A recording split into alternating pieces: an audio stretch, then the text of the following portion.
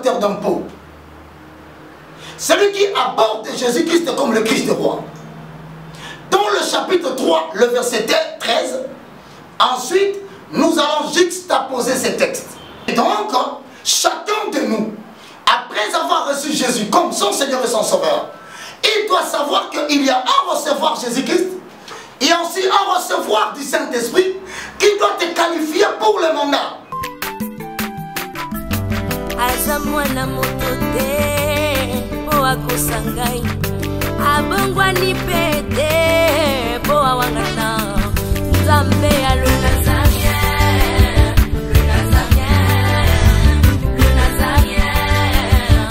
David Nzamba ayebana kitoko kuma mukondima atako babakola ki mafuta na musakolima lelo ya yobolingo ebateli le Nazarien lipamboli oyo mona na katempeni mama kantelobi kola bien mapapu masopi mafuta toko kisi ena elongo na Nzambe oyo babenga na makomi Jésus. Père Céleste, au nom de Jésus-Christ de Nazareth, je te loue, je te glorifie. Merci Seigneur Jésus-Christ. Louange à toi Saint-Esprit, le communicateur indispensable de la grâce. Moi je suis un esprit ayant une âme, mais qui habite dans un corps. Mais je refuse en ces nets moments de libérer ton message selon les limites que peuvent m'imposer la chair, au nom puissant de Jésus-Christ de Nazareth. Père, tu as dit dans ta parole, poussé par l'esprit, les hommes ont parlé de la part du Seigneur. Saint-Esprit, esprit de vérité et de paix, tiens-moi par la main, introduis-moi afin que je puisse visiter le merveilleuse galerie d'art de l'Éternel. Je vais escalader la montagne de la vision de ta parole, pénétrer jusqu'au plus profond de tes vallées pour y retirer de perles, car la grande partie des vérités et des trésors ne se trouvent pas à la surface des eaux. Il faut les chercher au plus profond de la mer, au prix de patients efforts pour y retirer de perles et les déposer entre les mains de tes serviteurs. Dans le nom de Jésus, prends le dessus sur moi, de la chevelure de la tête jusqu'à la plante des pieds. Ouvre les yeux de ceux qui ne voient pas. Conduis-les des ténèbres à la lumière, afin que tous nous puissions partager la bénédiction avec tous les sanctifiés. Au nom de Jésus-Christ. Amen. Bien-aimés dans le Seigneur, nous vous saluons. Bon dimanche à vous tous qui nous suivez à partir de la maison. Vous êtes sur la www.nazarientv.com. Vous suivez la prédication de ce dimanche avec le moindre de tous, le plus petit de tous les serviteurs de Dieu, l'évangéliste Roger Baka, commis pour la restauration des valeurs spirituelles inversées. Je vous avais dit la dernière fois lorsque nous avons parlé de ce que la Bible enseigne au sujet de l'aiguisement. Et voilà qu'aujourd'hui, bien-aimés dans le Seigneur, nous allons entrer dans notre deuxième socle. Et vous verrez donc la prédication, pendant un bon bout de temps, prendre une forme de l'enseignement. En d'autres termes, nous allons poser des fondements. Mais aujourd'hui déjà, nous faisons l'introduction. Et je salue tous qui nous suivent à partir de la maison, comme des instruments bien taillés, bien aiguisés. Cette année, l'Éternel veut faire quelque chose d'impactant avec toi, mais il veut d'abord élaguer la difficulté que connaît l'Église, à savoir Osée chapitre 4, le verset 6. Je paraphrase. Mon peuple a péri faute de connaissance. Et donc voilà pourquoi, bien-aimé dans le Seigneur, je te salue et je te propose de pouvoir disposer ton oreille pendant ce petit moment, afin que nous puissions pénétrer le deuxième socle. Nous vous avons dit que nous commençons une séance d'enseignement sur le fondement de la vie spirituelle. Au travers l'enseignement du dimanche passé, qui nous a abordé sur ce que la Bible enseigne au sujet de l'aiguisement, voilà qu'aujourd'hui nous sommes dans le deuxième socle. Nous allons citer les quatre. Premièrement, la découverte de ce que l'on est par rapport à Dieu. Et aujourd'hui, bien-aimés dans le Seigneur, nous sommes dans le deuxième socle, à savoir la découverte de ce que l'on a. Ensuite, avec le temps, nous allons chevaucher sur le troisième socle, la pensée élevée à la hauteur de Jésus-Christ.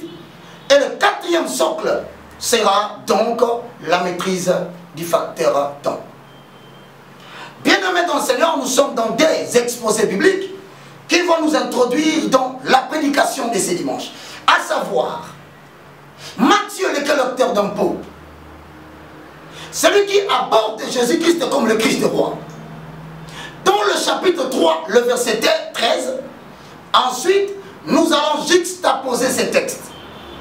Avant d'entrer dans les mondes des révélations, au travers Actes des Apôtres, au chapitre 2, le verset 1 au verset 4. Et donc je disais, bien aimé dans les Seigneurs, Matthieu chapitre 3, le verset 13, nous allons lire. Ensuite, Actes des Apôtres, chapitre 2, le verset 1 au verset 4. Le temps pour vous de chercher les Écritures, moi, je chante.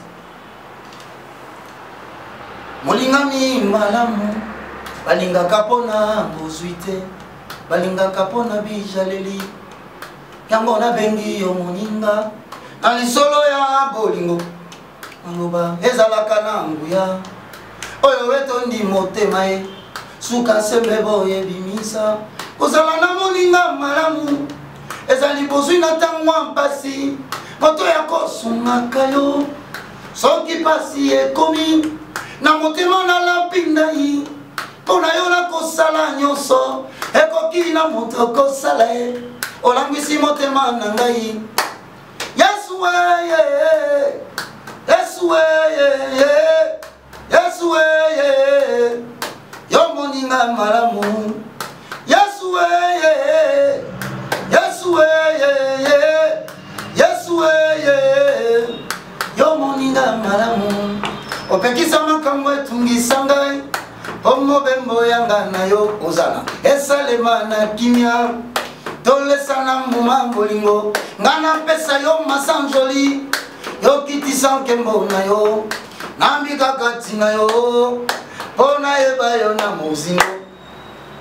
Na utina mapota deception mokili, nazana nunase ya emotion, monoko nangeza na nukilo, molimo ya kolesanga masanjoli, nakokaka kovanda kimia te, soki batangi kombo na Yesu we, motema ye pelinga moto e, poza na fukama na sanjola. Yesu we, Yesu we, Yesu we, yo moninga malamu. Bien-aimés dans le Seigneur, lorsque nous ouvrons la Bible, dans Matthieu chapitre 3, le verset 13, j'ai lu au nom de Jésus.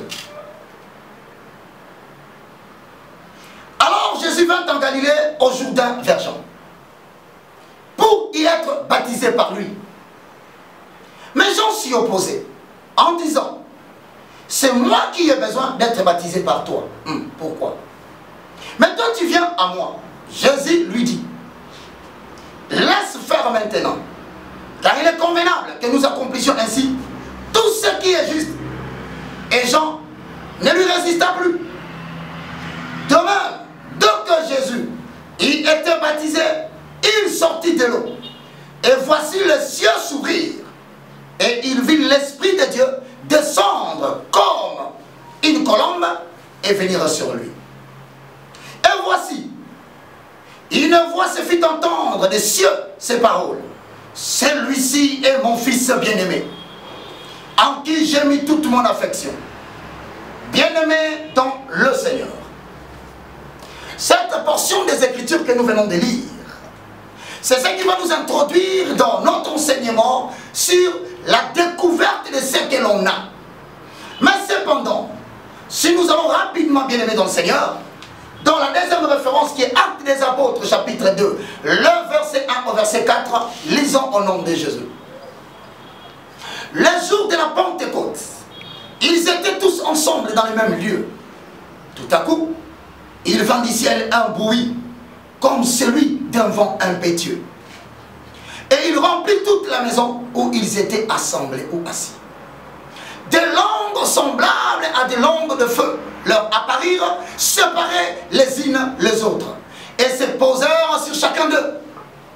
Et ils furent tous remplis du Saint-Esprit, et se mirent à parler en de nouvelles langues, selon que l'Esprit leur donnait de s'exprimer.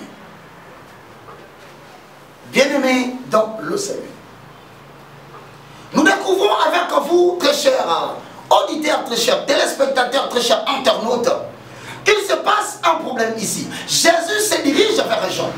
En fait, bien aimé dans le Seigneur, dans le leadership spirituel, apprenez à retenir que nous avons l'aiguisement formel et l'aiguisement informel.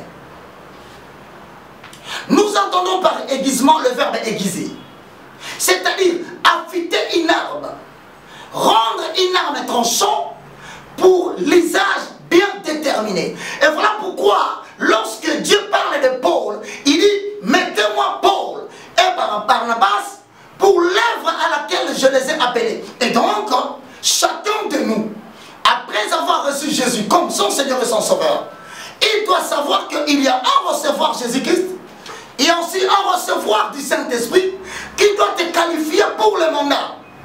Bien-aimé dans le Seigneur. L'aiguisement formel est donc un acte par lequel Dieu, ayant perçu des capacités de chanter en toi, ayant perçu un don ou un talent naturel, mais qu'il veut sanctifier pour mettre à son service. Cela peut être un appel ministériel. Tu dois passer dans le délai préparatoire au leadership spirituel.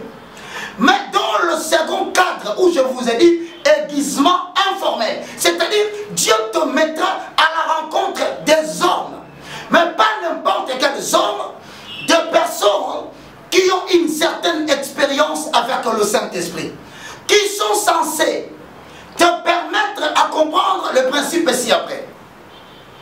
Le ministère d'autrui est un terrain d'entraînement pour toi. Ça veut dire en d'autres termes, les erreurs, les éléments positifs, l'école dans laquelle Dieu te fait passer, sous le pied d'un homme qui a une certaine expérience du Saint-Esprit, te permet de savoir comment réaliser, comment résoudre certains problèmes, car toutes les personnes qui ont un même destin finissent par rencontrer les mêmes problèmes. Voilà pourquoi, à titre d'exemple, ce qui signifie l'illustration d'Élie avec Élisée, ce qui fait la dernière tentation du ministère d'Élie constitue la première tentation du ministère d'Élisée. Ça veut dire en d'autres termes, apprends très bien, regarde très bien, observe très bien, mais parle peu par rapport à l'école que tu es en train de recevoir de la part du Seigneur. Et dans le cas échéant, Jésus dit à Jean, Jean, laisse que nous puissions faire ce qui est convenable. Qu'est-ce qui était convenable? Ça veut dire, si tu rates la rencontre avec l'introducteur de ta vie, si tu rates la rencontre avec la personne qui est ce qu'on appelle l'aiguisement informel de ta vie, deux choses peuvent t'arriver. Premièrement, tu peux commencer ton ministère, mais il arrivera à un moment donné, face aux réclamations des princes et des démons, ils ne peuvent obéir qu'à l'onction de la personne qui est avec toi et quelle connaissance tu as retenu de lui.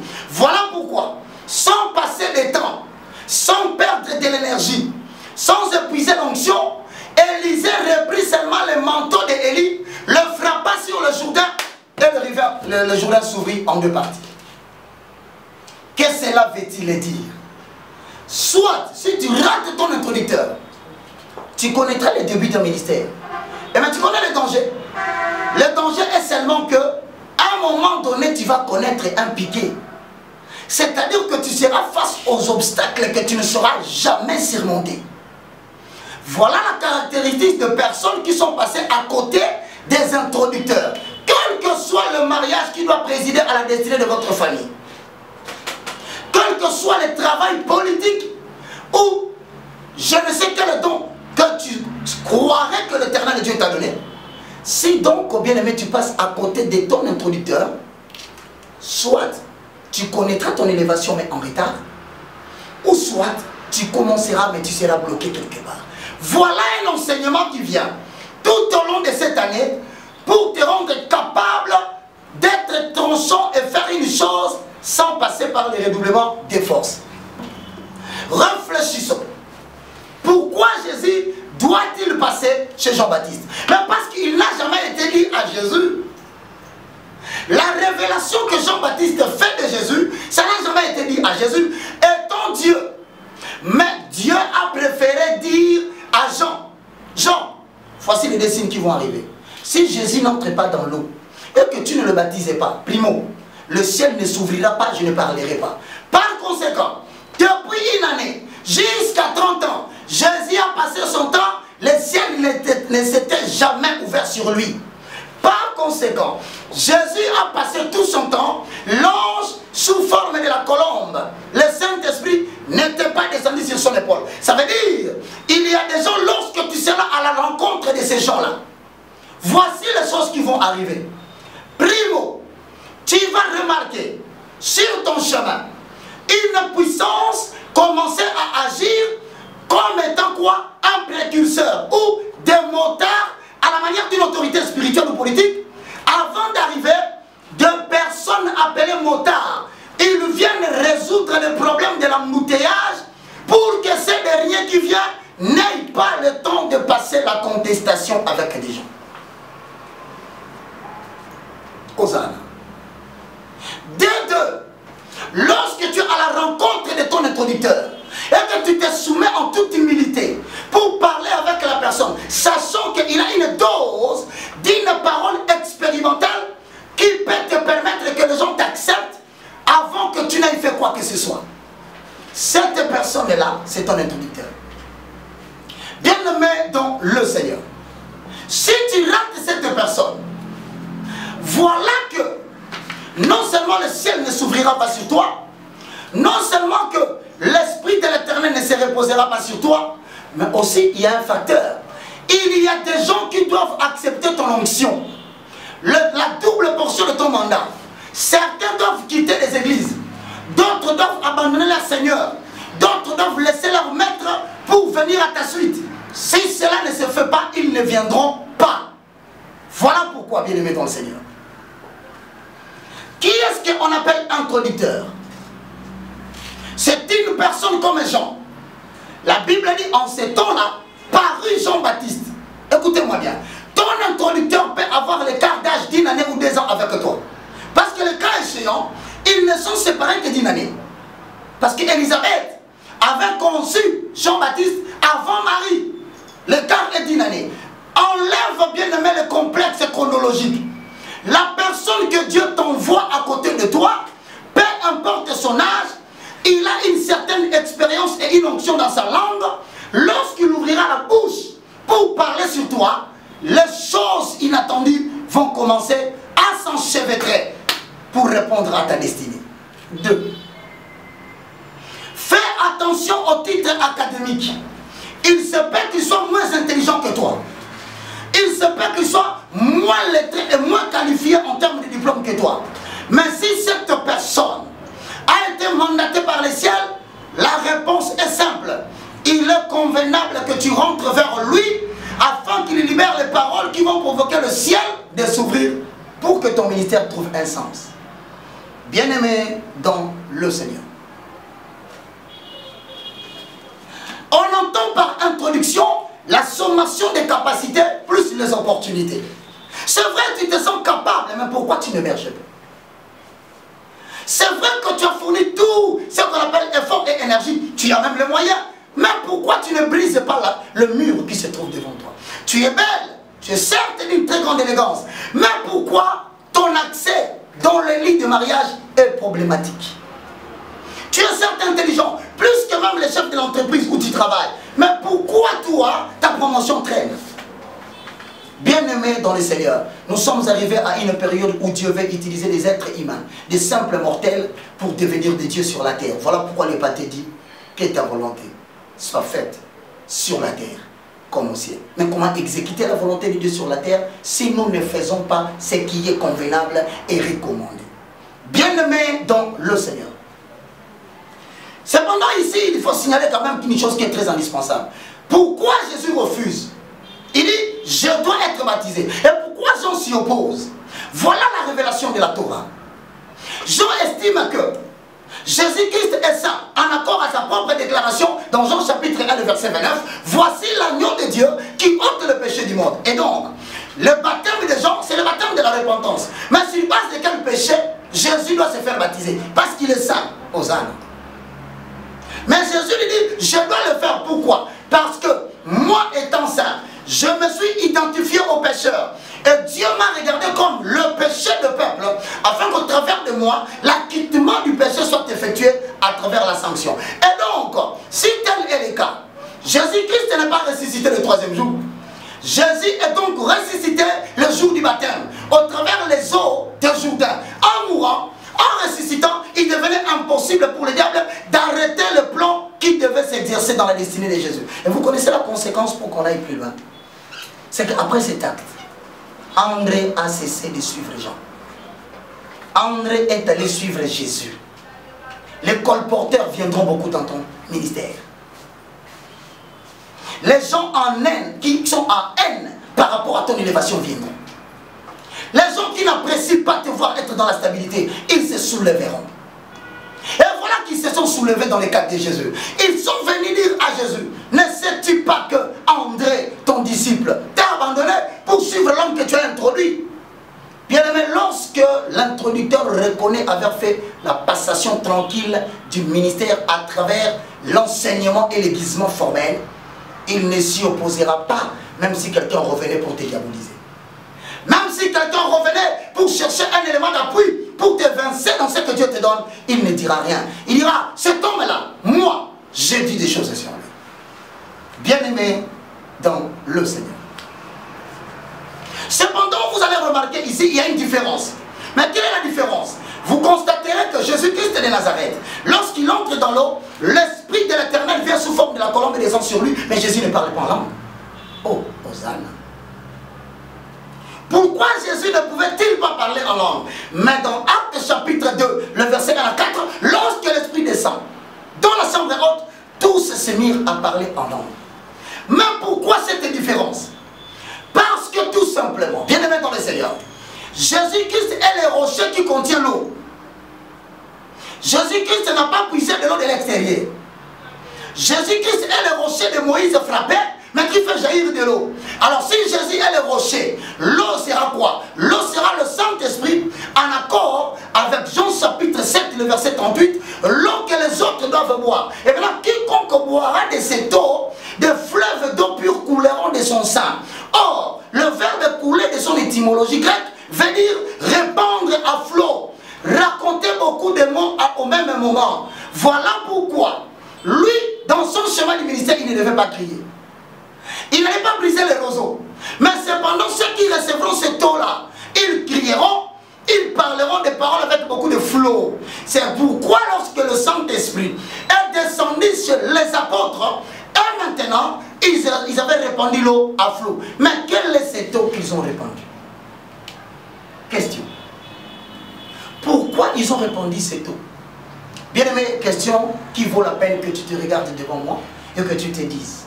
Quelle différence y a-t-il entre le Saint-Esprit que les apôtres ont reçu le jour de la Pentecôte et le Saint-Esprit que nous avons reçu aujourd'hui? Certains me diront, c'est le même Saint-Esprit. D'autres diront, il y a la différence. Je commence par la première hypothèse. Si donc, c'est le même Saint-Esprit, pourquoi un illettré comme Pierre, pécheur de surcroît, même pas des quatre, aujourd'hui, il est devenu un modèle pour l'histoire du peuple juif, alors que toi, licencié, tu es incapable d'émerger avec le Saint-Esprit? Il se pose un problème. Alors si Dieu n'a pas changé, c'est que quelque part chez toi, quelque chose doit changer. Mais tu es têtu, tu ne veux pas. Tu ne fais qu'en ta tête et tu ne veux pas te soumettre au principe. Bien-aimé dans le Seigneur, je te conjure par les compassions du Christ à être attentif cette année aux prédications qui seront prêchées.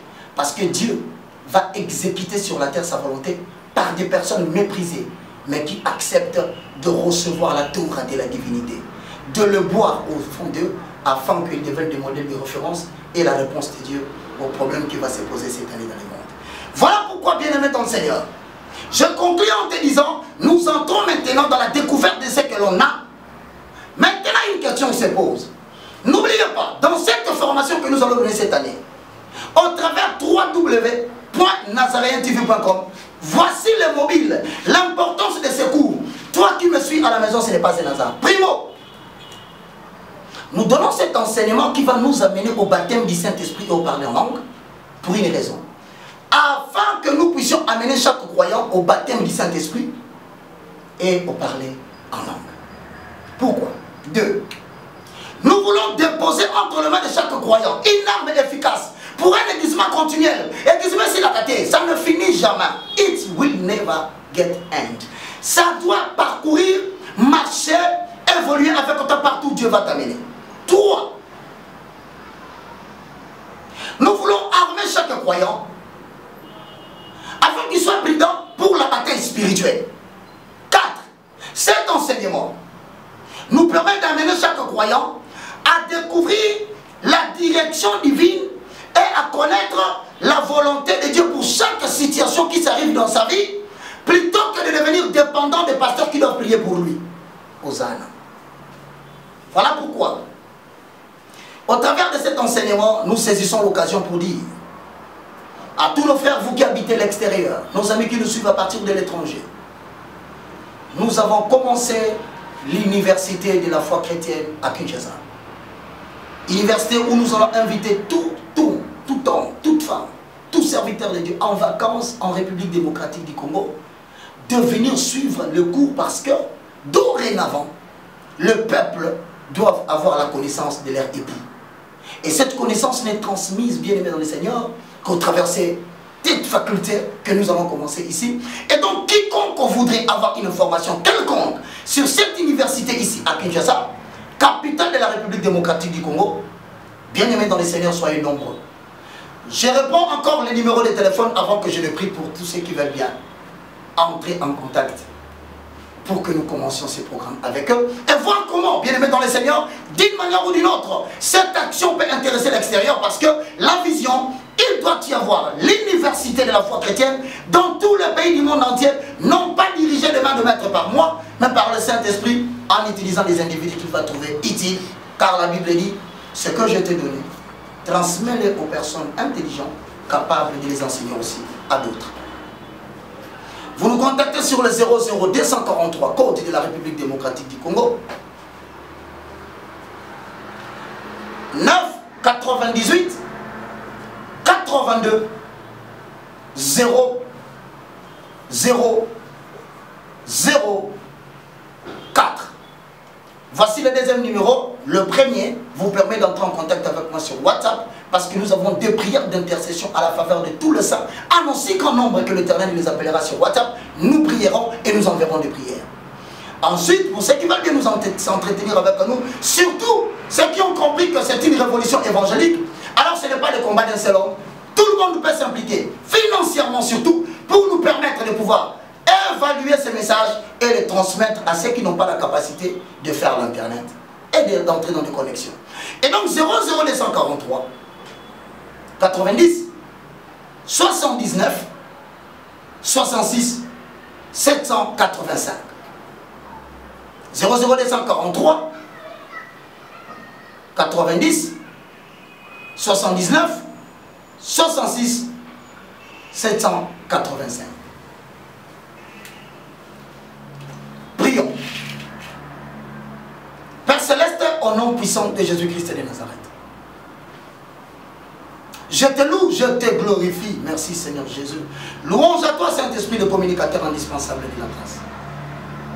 Père, nous voulons que cette année, quiconque suit cette prière, qu'il bénéficie de la loi d'exception.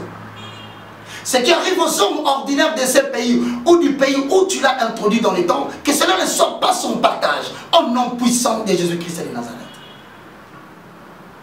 Dans le nom puissant de Jésus, j'ai saisi cette occasion pour dire, en accord avec Deutéronome chapitre 34, le verset 5 au verset 7, je paraphrase, Moïse mourit là, selon l'ordre de l'Éternel, au nom puissant de Jésus-Christ de Nazareth, non pas seulement à moi, mais à aussi grand nombre qui suivront cette émission, je menace la mort physique précoce.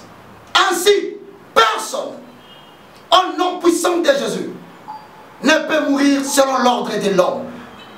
Que cela soit écrit et accompli au pays, exécuté jusqu'au moindre détail par le paraclet, le communicateur indispensable de la grâce. Ainsi, en accord avec Jérémie 31-31, cette fois-ci, dit l'Éternel, je prendrai mes paroles, je les inscrirai dans leur corps, ils seront mon peuple, moi je serai leur Dieu.